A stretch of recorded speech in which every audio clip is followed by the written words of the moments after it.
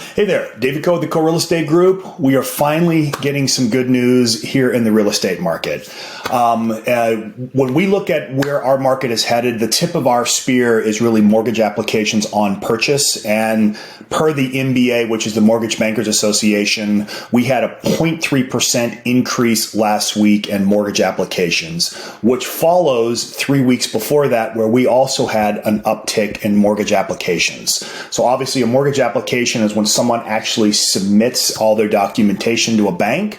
Doesn't mean they're going into escrow, but usually when people do that, they're now actively looking for a property. And the reason why? Well, rates are finally starting to drop. You can see at the end of October, rates had gotten on this FRED mortgage average in the high sevens, and it has since dropped down into the low sevens. So that's almost a 70 basis point drop in mortgage rates.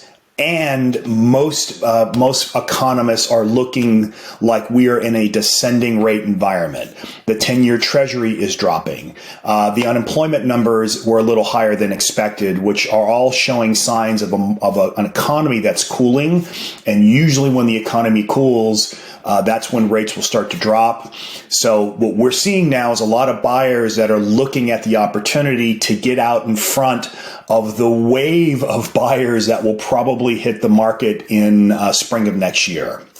So what does this mean for you? Well, if you're a buyer, if you want to wait for rates to drop even further, just know that you'll also be waiting for competition to increase. There is a good chance that we will be in a multiple offer situation again in the spring, because this probably doesn't signal that much of an increase in supply, but we should see a rather substantial bump in demand once rates drop, especially if they drop into the high sixes, which we seem to be on trend for early next year.